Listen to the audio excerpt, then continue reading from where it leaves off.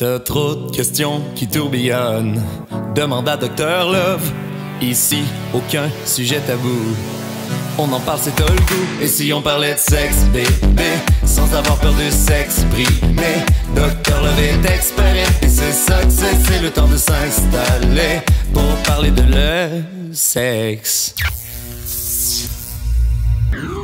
Cette semaine à Dr Love, on parle de l'amour à l'ère numérique, des réseaux sociaux, des partages d'affaires qu'on ne devrait pas partager. C'est pas mal plus compliqué qu'on pense. Ouais.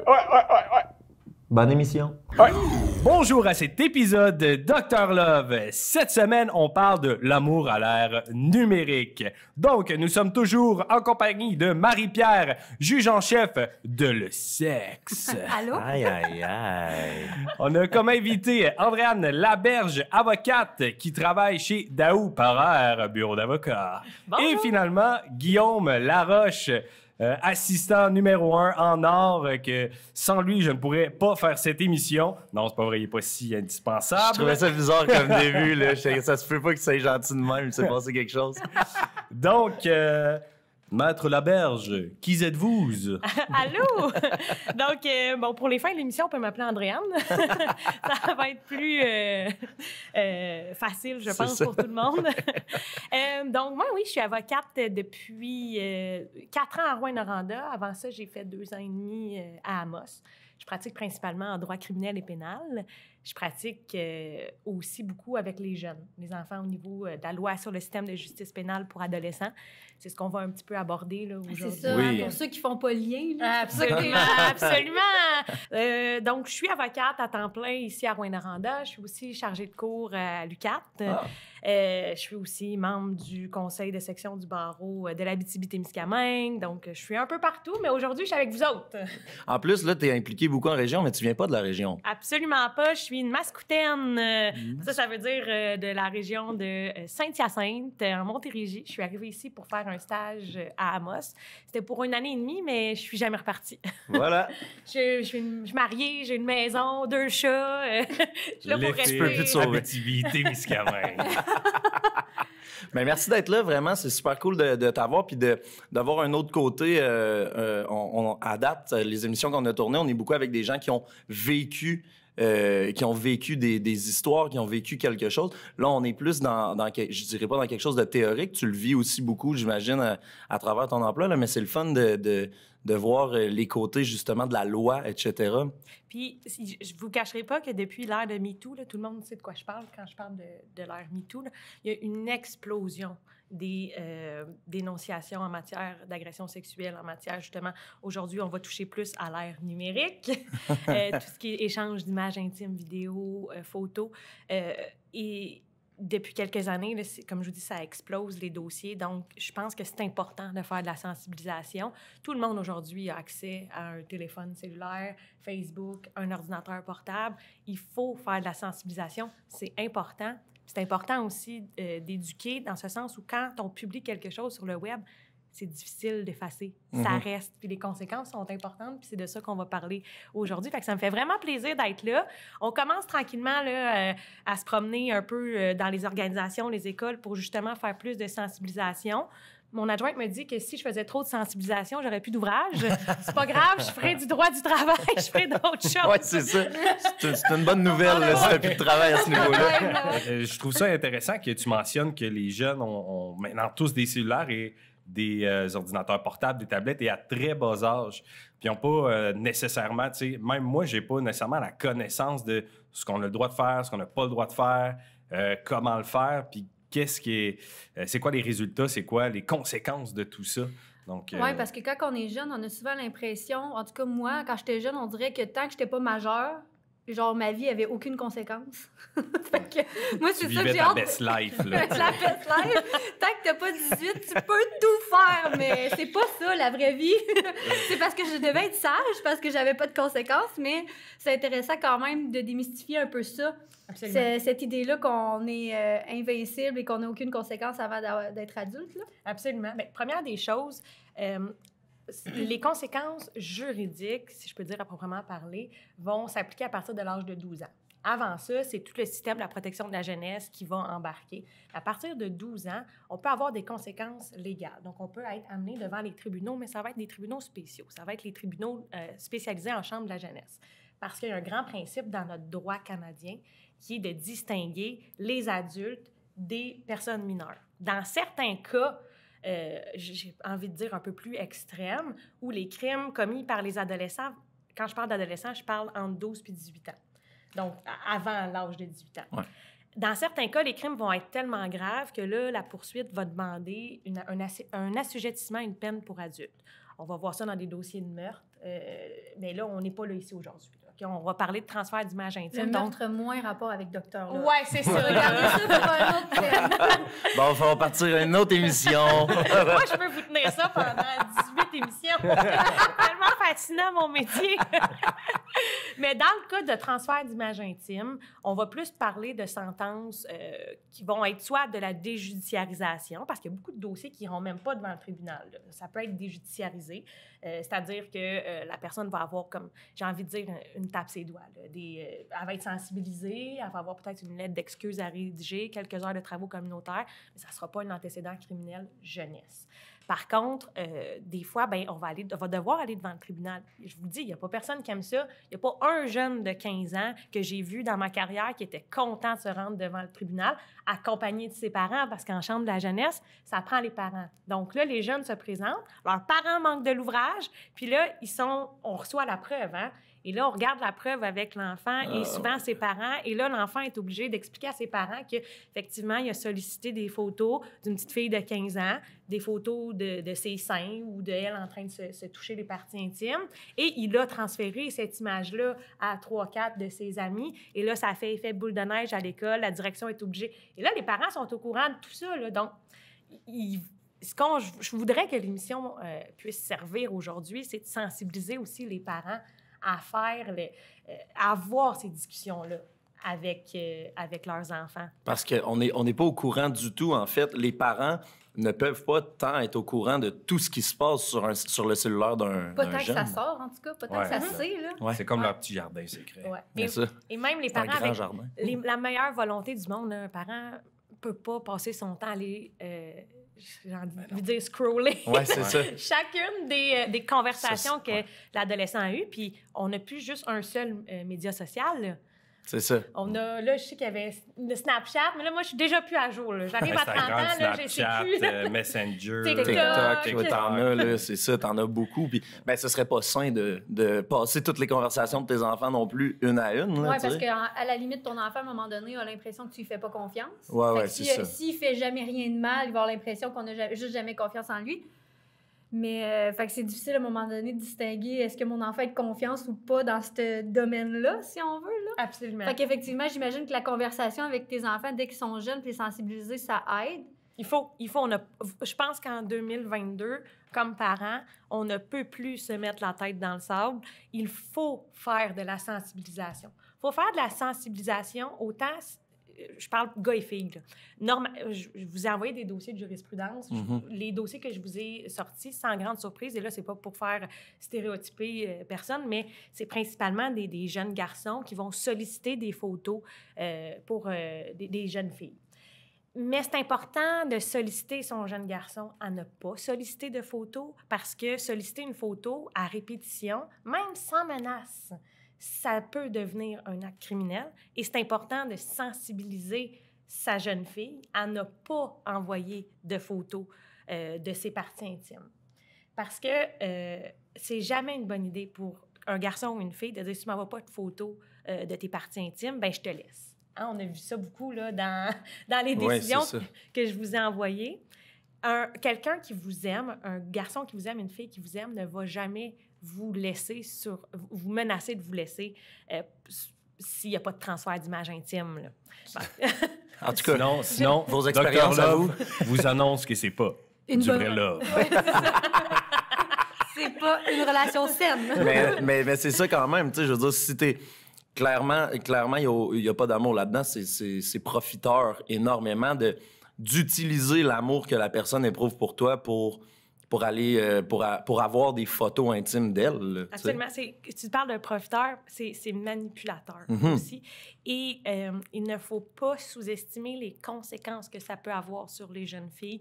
Dans les décisions que je vous ai envoyées, on voyait des jeunes filles qui étaient, par la suite, parce que la photo s'était distribuée dans l'école, parce que ça va vite, hein, à l'ère numérique, là. Oui. Une photo transmise à une autre personne, bang, toute l'école là. Ouais. Donc, on a vu des jeunes filles, après ça, qui avaient des idéations suicidaires, qui n'allaient plus à l'école, qui ont décroché, qui ont dû avoir des suivis psychiatriques, des suivis avec des travailleurs sociaux et tout, sans parler de l'intimidation. Là, je pense que c'est un fléau aussi dans les écoles. Complètement. Donc, un simple transfert de photos peut avoir une incidence phénoménale sur le reste de la vie d'une personne. Et là, je ne suis même pas dans les conséquences juridiques pour la personne qui a transféré la photo. Là. C'est personnel, là, tu sais, je veux dire, mais reste que ça peut faire très mal pour une petite photo qui fait le tour. Puis à cet âge-là, c'est parce que je dis à cet âge-là, tu sais, autant à 13 ans qu'à 17 ans, c'est la fin du monde là, de se faire intimider pour ce genre de choses-là. Genre, toute l'école a vu ma photo de moi qui m'envoyait à une personne. Là, tu sais, c'était pas supposé se rendre partout, mais c'est sûr que c'est énorme. Là. Après ça, je veux dire, dans ta tête, tu peux pas bien réagir à ça puis te dire « Ah, ben, crime, ça va passer. » Il y a personne qui s'en sort indemne. Non, il n'y a personne qui s'en sort indemne. Parce que disons, là, on prend un cas pratique où là, ça se sait. C'est su qu'il y a eu un transfert d'image intime. Et là, qu'est-ce que va faire la jeune fille? Bon, souvent, à un moment donné, les parents vont être mis au courant par la direction et tout. Et là, il va y avoir une plainte qui va être faite au poste de police. OK? La première, un dossier criminel, ça part par une plainte. Les policiers vont monter leur dossier par la suite et le jeune garçon va être rencontré et va peut-être être placé en état d'arrestation, recevoir ses droits, quand je parle de ses droits, droit au silence, droit à l'avocat, et il va par la suite recevoir des conditions souvent. Des conditions notamment de ne pas entrer en contact avec la plaignante. Des fois, des conditions de ne pas posséder un appareil téléphonique, cellulaire. Okay. Ça, est-ce que vous savez, c'est quoi que ça fait pour un jeune de 16 ans de ne pas posséder? C'est une grosse peine, Quand on va dire aussi interdiction de contact, oui, tu n'as pas le droit d'entrer en contact avec cette personne-là directement ou indirectement. Tu ne peux pas y faire de passer de message, mais en plus, tu fais référence à elle sur aucun média social. Donc, on ajoute ça. Une fois que ces conditions-là, bien, c'est pas fini, là, parce qu'il faut passer devant le juge. Là, il y a un procureur un procureur de la couronne qui vous poursuit au nom de la reine. Oui, parce qu'on est dans un... on relève encore de la reine Élisabeth II, là. C'est pas fini, cette affaire-là. On s'entend, les juges sont pas toujours aussi souriants que le juge suprême de le sexe. Ça fait un peu plus peur. C'est ça. Ouais. Un petit peu plus intimidant qu'une femme enceinte avec un chandail fleuri. Fait que oui, c'est ça. Il y a un procureur qui va se pencher sur le dossier, qui va dire est-ce que je peux aller à procès puis remplir mon fardeau de preuve hors de tout doute raisonnable si je porte des accusations. Et là, si la réponse est oui, eh bien, il va y avoir des accusations de portée contre le jeune et on va se rendre à la première date de comparution où on va avoir toute la preuve. Après ça, le jeune peut décider s'il plaide coupable ou s'il va à procès. Dans le cas de transfert d'image intime, étant donné que c'est de la preuve matérielle, là, on a souvent les photos. On peut le voir. C'est plutôt rare là, qu'on va à procès, en tout cas pour ma part, dans ce genre de dossier-là. Donc, une fois que le jeune décide de plaider coupable, ben ça serait quoi les genres de sentences qui pourraient lui être ordonnées, tu sais? Parce que, comme je vous disais, on distingue le dossier criminel adulte du dossier jeunesse. En jeunesse, on va beaucoup viser la réhabilitation des jeunes, parce qu'on pense que c'est pas des causes perdues, là. L'adulte, c'est d'autres choses. À 18 ans, c'est fini. Techniquement, aux adultes, il y a encore beaucoup cet aspect-là de réhabilitation, mais en jeunesse, c'est encore plus axé. Oui. C'est correct de miser là-dessus aussi. Puis on va beaucoup y aller vers des lettres d'excuses, des travaux communautaires. Ce qui est intéressant pour les jeunes aussi, c'est que les travaux communautaires, quand ils sont vaillants, quand les jeunes prennent ça au sérieux, mais après ça, des fois, les employeurs vont même les engager. Ouais. Il va aussi avoir des cours au niveau de la sensibilisation sur comment agir sur les médias sociaux. Ça existe, ça. Mais l'idéal, ce serait que la sensibilisation soit faite avant. C'est ça. Pour pas qu'on aille à se rendre à la cour. Parce que c'est traumatisant pour tout le monde. Là. Moi, j'ai eu des clients qui ont fait des dépressions. Là. Je parle des conséquences pour les victimes, mais les conséquences pour les jeunes qui sont accusés, là, ils sont ostracisés beaucoup aussi, les jeunes là, à l'école, ceux qui sont... on va les traiter d'agresseurs, de ci, de ça. Fait que les conséquences, elles sont là de part et d'autre. C'est sûr qu'à 14-15 ans, quand tout ça se sait, que tu as eu des conséquences du genre, tu as été en cours, là, tu reviens à l'école, c'est ça, tu parce dois que être pas bien dedans. Là. Ta communauté, c'est l'école. Oui, c'est ça. Tu n'es pas dans une ville de 40 000 personnes, tu es dans une école de 600 personnes. On le voit, là, à 14-15 ans, les jeunes garçons découvrent leur sexualité. Puis là, toi, tu n'as pas eu de relation sexuelle ou tu n'as pas eu de photos de filles. Fait que là, pour faire partie de la gang, on va commencer à devenir un petit peu plus insistant. Puis comment ça se fait que moi, j'en reçois pas de photos, puis ci, puis ça. Fait que là, justement, comme tu dis, pour être cool, on va aller de l'avant avec ça, mais c'est pas sans conséquence. Puis je veux juste préciser aussi que c'est pas tous les garçons, pas toutes les filles qui vont transférer les photos. Parce qu'il y a quand même une exception qui a été là, précisée par la Cour suprême. Un jeune qui reçoit une photo mettons, on va prendre un petit garçon puis une petite fille. Bien là, je veux pas faire de... Ça pourrait être une petite fille puis une petite fille aussi, là, ou un petit gars puis un petit gars. S'il y a un échange de photos qui est fait vraiment là, de consentement, la personne conserve l'image qui est par ailleurs licite, c'est une activité sexuelle licite. Elle la conserve pour elle-même, puis elle prend les moyens appropriés pour la conserver. Mais il pourrait y avoir une défense là, qui soit présentée si tant est qu'elle devait être accusée de possession. Parce que ça reste de la possession de pornographie juvénile, on n'oublie pas ça. Hein? Même si les deux parties sont mineures. Absolument. Ça reste de la possession de pornographie juvénile. Maintenant, il y a certaines exceptions, comme je vous dis, quand on conserve l'image pour nos fins personnelles. Mais si moi, je transfère l'image intime de quelqu'un qui est mineur, je me trouve à transférer une image intime de quelqu'un sans son consentement, mais je fais un transfert d'image de pornographie juvénile. Ça, là, c'est quand je vous disais que c'est ostracisant, bien là, attendez, là, sur les antécédents criminels mineurs de la personne, c'est écrit transfert de pornographie juvénile. Transféré, là... dit comme ça, en plus, c'est comme... c'est ça, j'allais dire. On dirait que, tu sais, comme adulte, comme jeune, on entend pornographie juvénile, puis on est déjà en mode panique, outré, puis ça fait peur. Fait qu'imagine un jeune de 15 ans qui, lui, comprend pas ça, qu'en fait, ce qu'il fait, c'est ça, mais lui, dans sa tête, ça doit être, ben non, mais là, c'est pas ça, là, c'est comme ma blonde. Parce que la photo, c'est comme le vieux monocle de 50 ans, plein de poils dans le fond de son ordi sombre, qui est comme... c'est ça, tu sais. C'est pas... C'est pas toujours ça. Exact. Non, mais c'est ça, ça peut être plein de styles de monde. Mais la réalité, c'est que c'est ça. Fait que si j'ai un parent qui s'assoit avec son enfant et qui lui dit, regarde, mon chéri, là, quand tu transfères une image de ta blonde... C'est celle-là qui parle à Caleb. Quand tu transfères une image de ta petite blonde de 15 ans à tes amis, tu transfères une photographie, une image de la pornographie juvénile. Oh, dit comme ça, j'ai vu votre réaction, mais imaginez l'enfant qui fait... Wow, un peu, c'est plus la même game. Tu sais, fait que ça, c'est vrai. Ça veut dire les parents, dites les vrais mots. Dites les vrais mots. Mais j'allais dire, dans le fond, quand on parle de transfert, ça peut être que toi, tu me l'envoies sur mon téléphone, puis moi, j'ai une conséquence, puis j'ai une possession, mais est-ce que les jeunes, mettons, toi, tu la reçois, puis on est toute la gang de filles autour de toi, puis on la regarde ensemble. Je l'ai vu, moi, je suis quand même témoin, et j'ai participé à un peu. Est-ce que c'est le même... Non, technique, parce que je comprends ta question. C'est-à-dire, est-ce que tous les gens qui l'ont vu, la photo, peuvent être accusés d'avoir vu cette photo-là? Là, il n'y a pas de possession pour les gens qui sont autour. L'infraction va être sur la personne qui l'a montré. Mais ils disent pas, ils sont comme un peu gardés dans...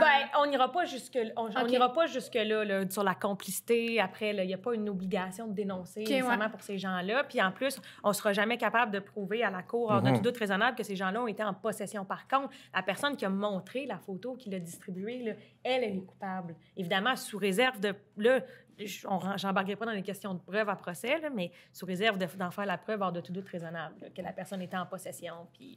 Mais évidemment, c'est la personne... Parce que la personne aurait pu recevoir la photo de façon tout à fait licite. Tu sais, ça arrive des fois...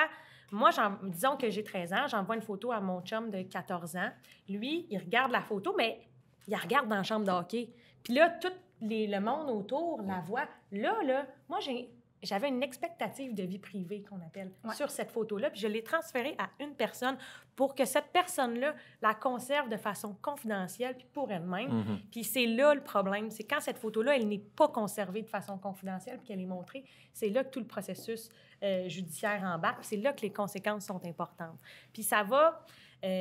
c'est un peu ça là, que je vous dis, ça va dans le même sens que après ça, bon, l'intimidation, ça va jusqu'à des gens qui étaient dans des équipes sportives, justement, qu'après ça, ils ont été exclus de leur équipe sportive. Là, je sors du cadre de personnes mineures, mais Logan Mailloux, là, pour avoir transféré une image de photo intime de son ex-copine, perdu son contrat avec le Canadien, ça va... ça va assez loin, là. Le système de justice, c'est long. Les lois, le code criminel, c'est long à amender, c'est long à changer. L'ère numérique, pour nous, on baigne dedans, on est né là-dedans. Mais ceux qui font les lois, là, sont une génération en avant de nous autres au Parlement. Fait que c'est long à changer, mais les tribunaux sont de plus en plus sensibilisés. Mais tu sais, moi, quand j'ai commencé ma pratique, il fallait que j'explique aux juges c'était quoi Facebook, là, puis c'était quoi Messenger, puis c'était quoi la différence entre Facebook on se rappelle Messenger. que ça fait juste 6 ans que tu as commencé ta pratique. Mais c'était quand même ça, là. Bienvenue en 2015. T'as raison, c'est vrai. Là, je pense que c'est quand même acquis. Là, les juges sont assez sensibilisés, comprennent c'est quoi Snapchat. Mais là, TikTok, ça se passe moins bien. Là. C'est ça. Ils sont encore sur Facebook, envoyer des petites pensées d'ange, sont comme transfère cet argent et tu recevras. Mais on avance, là, on avance. On fait changer un peu les mentalités tranquillement. Ben, c'est comme ça que tout avance, tu sais, c'est petit peu par petit peu. Puis la technologie évolue tellement vite, les réseaux évoluent tellement vite. C'est sûr que c'est difficile de suivre dans un système aussi énorme que la justice, tu sais, je veux dire, que s'assurer que tout est légal, tu sais, tout est bien classé, là, ça doit être compliqué aussi de changer certains points. Là. Absolument. J'ajouterais un faux sentiment de sécurité créé par les médias. L'écran. Oui, l'écran. Notamment, je vois des dossiers de jeunes là, qui vont s'échanger des photos via Facebook, des photos de pornographie juvénile. Là, parce que même si c'est ta petite blonde de 15 ans qui t'a envoyé une photo de ses seins, comme je vous disais, je réitère que c'est de la pornographie juvénile. Ça vaut la peine. Ça vaut la peine de le nommer plusieurs fois dans l'émission. Merci, Maître Laberge. Et ce qui va se passer, c'est que Facebook va signaler ça. Il y a un processus qui va se faire. Ultimement, la GRC va être mise au courant. Ça va être envoyé, par exemple, à Rwanda, la Sûreté du Québec. Puis, il va y avoir une enquête qui va être mise en place. Et des fois, les jeunes vont se faire prendre comme ça. Mais là, toi, tu parles d'envoyer même en privé, là. Même en privé, dans des groupes Messenger. Facebook vous surveille. Ben oui, ben oui. Non, mais c'est bon que tu le nommes tout Vraiment, parce qu'il y a beaucoup de monde, c'est sûr, qui se disent, ben là, c'est juste en privé, entre nous deux. Ouais. Même en message privé, Facebook vous surveille. C'est vrai pour les... Puis Meta nous surveille. Puis on va avoir même si tu te transfères une photo via Facebook à un autre compte qui t'appartient, que tu la transfères la photo à quelqu'un d'autre, Facebook va y avoir accès, puis va faire le signalement. Puis les policiers vont être capables d'aller chercher des mandats de perquisition pour aller rechercher la photo. Mais c'est génial. Pour aller chercher ton ordinateur. C'est une bonne chose. Absolument. Donc, c'est pour ça que je vous dis qu'il y a un faux sentiment de sécurité de par l'écran. Mais non.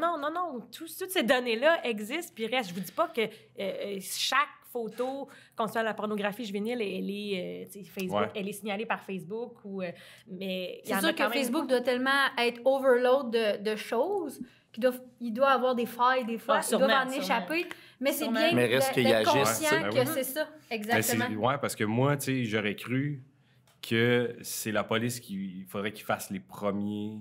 Bien, en fait, le signalement premier va venir du média social. Oui, c'est ça, mais ça, je ne savais pas. Il y a beaucoup de tu sais, on fait beaucoup de pression aussi là, sur Facebook. Là, ils n'ont pas eu toujours des politiques très acceptables là, dans les dernières années. On a laissé passer beaucoup de choses. Ça, par contre, moi, j'ai vu beaucoup de dossiers dans lesquels le signalement, à la base, c'est Facebook qui le fait. Ouais. Facebook ou les différents médias sociaux. Ben moi, j'en ai pas... Je parle pour mon expérience, parce que j'en ai pas vu là, de Snapchat ou... Parce que Snapchat, j'en ai vu Pinterest. On dirait que ça, le sentiment de sécurité, il est une coche de plus avec Snapchat, parce que tu choisis le temps de secondes que c'est visible, cette image. Moi, j'ai vécu l'expérience devant une classe... Qu'est-ce qu'il va dire, lui, là? C'est filmé! Non. Moi, devant une classe... avec des élèves. C'était une classe où je faisais de la suppléance, il me semble, puis on est tombé sur le sujet. On a commencé à parler de ça, puis je pense qu'il y avait un documentaire qui passait rapidement pendant que je faisais la suppléance, et je me suis mis à parler avec les jeunes, puis je leur ai dit, tu sais, vos photos Snapchat, puis là, tu sais, je pense que autant pour la victime que pour la personne qui les a demandées, faut le savoir, c'est que vos photos Snapchat, même s'ils durent juste 10 secondes, ils sont quelque part. Là. Ils sont pas supprimés. Puis quand j'ai dit ça, sincèrement, là, les rires jaunes dans la classe, puis c'était en secondaire 2, mettons, là, OK? C'est 14 ans, là. 13-14 ans. Et les rires jaunes dans la classe de « Ah ouais, ben voyons, hein, je savais pas. » Autant les personnes, je suis sûr, qui envoyaient que celles qui recevaient, justement, se sentaient en sécurité. Puis j'ai vraiment vu le froid que ça a fait dans la classe de leur dire clairement qu'il y avait des preuves, qu'il y avait des traces de tout ça, puis que c'était gardé quelque part. Les jeunes, ils connaissent pas ça, ils savent pas. Ils connaissent le réseau, ils savent comment envoyer une photo, mais ils connaissent pas tout ce qu'il y a en arrière, nécessairement. Ils se posent pas la question. Puis moi, je pense que Snapchat, il donne vraiment un sentiment de sécurité. Absolument. Parce que vu que ça disparaît... Ben oui.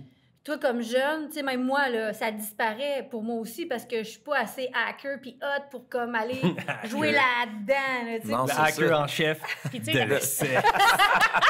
Puis la réalité, c'est que t'as beau, t'as beau être averti quand sur Snapchat, il y a un print screen qui est fait, mais la réalité, c'est que si le print screen il est fait, Si le print screen, c'est tes parties intimes, puis la personne l'a gardé, puis elle le transfère, t'as beau être avisé, qu'est-ce que tu peux faire? Ouais. Le mal, ça peut se propager aussi vite que la pandémie. Oh! On est dans la merde. mais faut être conscient, puis encore là, ça vaut la peine autant pour le parent d'en parler avec l'enfant, mais il faut être conscient que ce n'est pas une photo de 10 secondes que tu envoies. C'est pas une vidéo de 10 secondes. C'est beaucoup plus que ça. On n'est pas protégé. Puis il faut se rendre compte qu'il y a des conséquences beaucoup plus loin que ça, que ce soit d'un screenshot, que ce soit des données qui sont gardées. Il faut que tout le monde soit conscient quand il envoie une photo de ce que ça implique, parce que c'est énorme. Il faut être conscient, puis il faut comprendre aussi, tu sais, ce que tu nous expliques depuis tantôt, ça nous aide justement à comprendre, parce qu'on est tous conscients. On sait que Facebook nous regarde. T'sais, on n'est pas dupes, là. Mais de comprendre la manière que ça fonctionne, ça, c'est vraiment intéressant, je trouve. Puis, il y a un point qu'on n'a pas abordé aussi, c'est l'envoi de photos non sollicitées. Oh! Tu sais, parce que là, on a parlé communément appelé le dick pic. Absolument. Oh, mon Dieu! Je l'aurais pas l'autre, mais... On va mettre les mots sur ce qu'il faut, là. Ah, mais ça, c'est tout qu'un phénomène. Ben, non seulement c'est un phénomène, mais si c'est un jeune de 15 ans, c'est de la production de pornographie juvénile, mes amis. Oh my God, hein? Mais j'aime ça, les mots que tu dis, là. Ça fait mal. Je ne peux pas, moi, comme petit garçon de 15-16 ans, décider unilatéralement que je vais toucher mon pénis, en prendre une photo ou une vidéo et l'envoyer sur Snapchat, Facebook, à un autre garçon ou une autre fille. Je ne peux pas imposer une photo de mon pénis à quelqu'un qui ne l'a pas sollicité. C'est ça, la réalité. C'est de la production de pornographie juvénile. Absolument. Oh, mon Absolument. Dieu. Mais non, mais tu sais, j'ai non, l'air outrée, mais ça a plein de sens. Ben, mais on dirait qu'on le nomme jamais de même. Ici, je le dis. C'est ça. Et la produire, c'est une chose. Mais produire, pour moi, c'est une chose. Mais la distribuer, ça devient de la distribution de pornographie juvénile. Donc, c'est tellement plus sérieux. C'est tellement plus sérieux que ce qu'on pense. Puis je le sais que chez les jeunes, maintenant, c'est rendu un peu courant. Oui. Tu sais, c'est rendu assez... Fait comme parents, on peut pas se mettre la tête dans le sable et dire mon gars, c'est pas ça. Je ne comprends pas ça. C'est pas de ton air, Sébastien. Je sais. On va prendre le temps de s'arrêter. Ça fait déjà 30 minutes qu'on parle. Ça fait que... Ah, pour vrai? Ben oui, ça va vite, hein? Ça fait que un premier épisode de fait. Quand même on laisse ça, puis on va pouvoir en reparler, en fait, en continuant dans la deuxième section avec Andréane. Merci d'être là, Andréane. Ça fait vraiment plaisir. La prochaine épisode, comprendre les dick pics. Vous voulez pas manquer ça? Non. Et non. Docteur Love est expert et c'est ça que c'est le temps de s'installer pour parler de le sexe.